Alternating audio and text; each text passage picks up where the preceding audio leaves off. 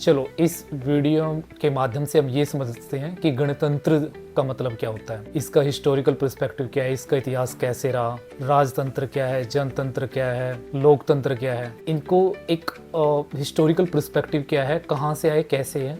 इस वीडियो के माध्यम से हम ये डिस्कस नहीं करने वाले हैं। हम सिर्फ मेन पॉइंट है, जो मेन बिंदु हम वही डिस्कस करेंगे कि गणतंत्र दिवस का वास्तविक अंतर क्या है। हालांकि जो यूपीएससी की प्रिपरेशन कर रहे हैं, कंपटीशन एग्ज़ाम की प्रिपरेशन कर रहे हैं, उनको ये मीनिंग क्लियर होगा, बाकी को भी क्लियर होगा। लेकिन यहाँ पे इस वीडियो के माध्यम से कुछ ऐसी चीज़ें भी शायद निकल के आ सकती है और कोशिश की जाएगी कि कुछ ऐसे बिंदु सामने आए जिसका एक मीनिंग हम वास्तविक रूप से समझें कि गणतंत्र दिवस है क्या।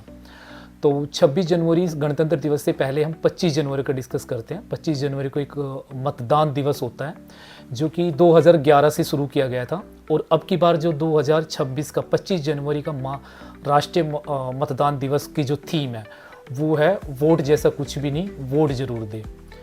तो चलो हम सीधा 25 जनवरी का मीनिंग समझ चुके हैं। अब हम समझेंगे कि हम 3 तारीख अपने सामने लेके आते हैं, 15 अगस्त, 26 नवंबर और 26 जनवरी। 15 अगस्त को हम स्वतंत्र दिवस बनाते हैं, और स्वतंत्र दिवस इंडिपेंडेंट डेज उसका हम एक अलग से वीडियो बना लेंगे। हम यहाँ पे ये समझते हैं कि गणतंत्र का मतलब क्या है।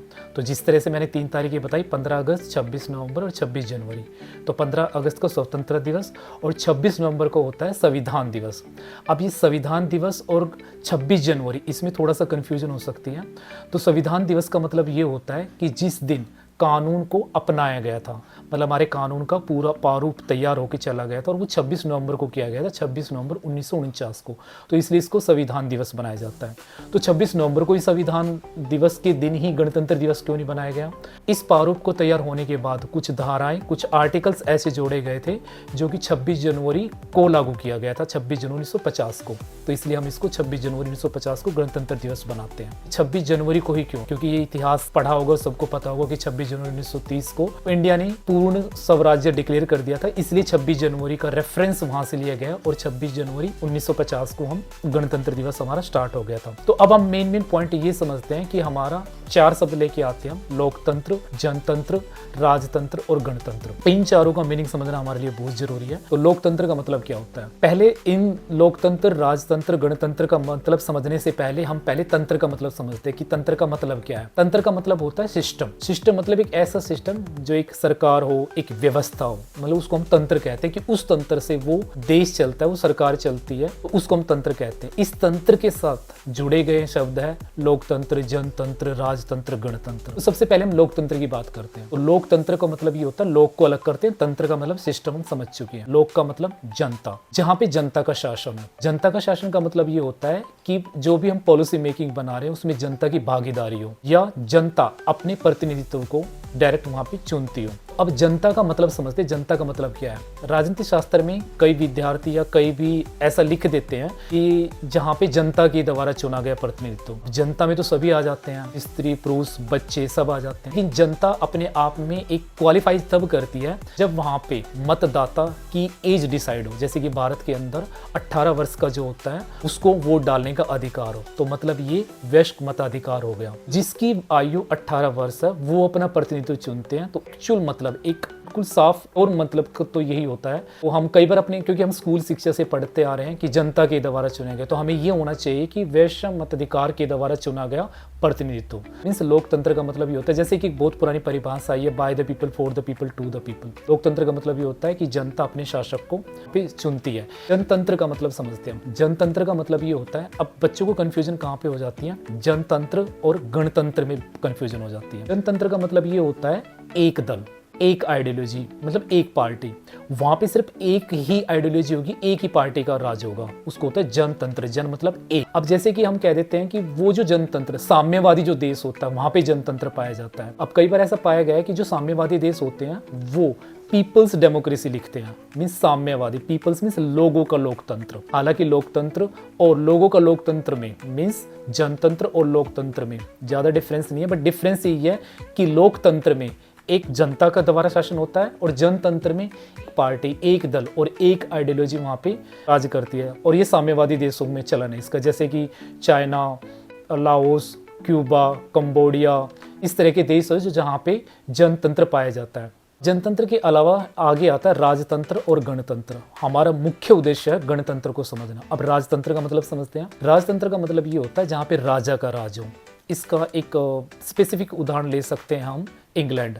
राजतंत्र का मतलब ये होता है राजा ही आएगा वहाँ पे, मीन्स एक वंशागुणित एक चीज़ चली आ रही है। तो इसलिए हम इंग्लैंड में ये चीज़ें देखते हैं कि वहाँ पे एक सिद्धांत फॉलो होता है जिसको कहते हैं प्रिंसिपल ऑफ प्राइमोजेनिचर। प्रिंसिपल ऑफ प्राइमोजेनिचर का मतलब ये होता है ज्येष्ठाधिकार का अधिकार, मीन्स ज्येष्ठाधिकार का सिद्धांत, मीन्स राजा का बेटा ही राजा बनेगा। और इस ज्येष्ठाधिकार के सिद्धांत के अनुसार ऐसा कहा गया है कि बड़े बेटे को प्राथमिकता दी जाएगी।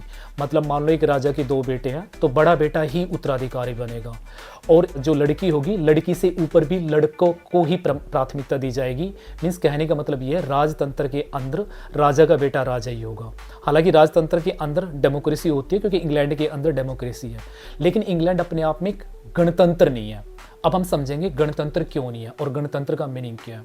हालांकि भारतीय स्कूलों में या कॉलेजों में जनतंत्र और राजतंत्र में कन्फ्यूज होते हैं। यहाँ ऐसा भी पाया गया है, पॉलिटिकल साइंस के जो प्रोफेसर्स होते हैं वो भी जनतंत्र और राजतंत्र को एक बता देते हैं, लेकिन राजतंत्र का सीधा सीधा मतलब ये होता है राजाधिकार, राजा का अधिकार। जनतंत्र का मतलब ये होता है जहाँ पे एक आइडियोलॉजी हो, एक दल हो, एक पार्टी करती हो, और एक डिफरेंस आता है। अब हमारा मेन मुद्दा गणतंत्र समझना। गणतंत्र का मतलब जैसे यहाँ पे पाया गया है कि कई जो नेता होते हैं वो गणतंत्र बोल देते हैं, या कई जो ऐसे लोग हैं जो अच्छे पॉलिटिकल साइंस एजुकेटेड नहीं है वो गणतंत्र बोल देते हैं। गणतंत्र बोलना ही गलत है। गणतंत्र का मतलब होता है गन, मतलब जो बंदूक होती है, इसको स्पेसिफिक हमें यही बोलना चाहिए गणतंत्र। अब गण का मतलब होता है एक व्यक्ति। अब एक जो व्यक्ति विशेष होगा उसका चयन करना, मतलब भारत के अंदर जो सर्वोच्च पद है, जो राज्य का सर्वोच्च पद है, वो निर्वाचित हो। वो निर्वाचित या तो प्रत्यक्ष रूप से या अप्रत्यक्ष रूप से हो। अब हम ये समझेंगे कि सर ने ये बोला है कि राज्य का सर्वोच्च पद, यहाँ पे राजनीति शास्त्र में जब हम बात करते हैं, पॉलिटिकल साइंस में जब हम बात करते हैं, राज्य का मतलब देश होता है, क्योंकि राजनीतिक लैंग्वेज में राज्य का मतलब देश कहते हैं। राज्य जैसे कि हम राज्य बोलते हैं, स्टेट बोलते हैं, उनको प्रोविंसेस बोलते हैं। इनका क्लियर डिफाइन और मीनिंग हम तब समझेंगे जब हम राजनीति शास्त्र की क्लासेस शुरू करेंगे। तो अब हम गणतंत्र का मतलब समझने के लिए क्या लिया हमने, राज्य। राज्य मतलब देश। अब देश का सर्वोच्च पद क्या है, राष्ट्रपति। और राष्ट्रपति का यहाँ पे कैसे चयन होता है, तो यहाँ पे इलेक्शन होता है। अब यहाँ पे इनडायरेक्ट इलेक्शन होता है। इनडायरेक्ट इलेक्शन का मतलब ये होता है कि जनता अपने प्रतिनिधित्व चुनती है और वो प्रतिनिधित्व राष्ट्रपति का चयन करते हैं। तो मतलब यहाँ पे राष्ट्रपति का इलेक्शन होता है। तो हम गणतंत्र के जब कैरेक्टरिस्टिक्स देखें, अब हम गणतंत्र का मीनिंग तो समझ चुके हैं कि राज्य का सर्वोच्च पद जहाँ पे जिसका इलेक्शन हो, मतलब वहाँ पे कोई पार्टी डोमिनेट ना हो, व्यक्ति विशेष ना हो, कोई दल ना हो, कोई धर्म की बात ना हो। मीन्स वो जो सर्वोच्च पद है वो सबके लिए ओपन है, सबको इक्वल ट्रीट करता है। तो इसका मतलब एक गणतंत्र इस तरीके से कह जाते हैं। वो अलग बात है कि उस गणतंत्र में जो उसका निर्वाचन होता है वो प्रत्यक्ष और या अप्रत्यक्ष रूप से होता है। तो इसलिए हम कह देते हैं कि भारत एक रिपब्लिक कंट्री है, मीन्स भारत एक लोकतंत्र और गणतांत्रिक राज्य है। तो ये उम्मीद की जाती है कि ये बिल्कुल हमें समझ में आ गया होगा। हम इसको और अच्छे से विस्तार से समझेंगे जब हम भारतीय राज्य व्यवस्था और पॉलिटिकल साइंस की क्लासेस स्टार्ट करेंगे तब। धन्यवाद।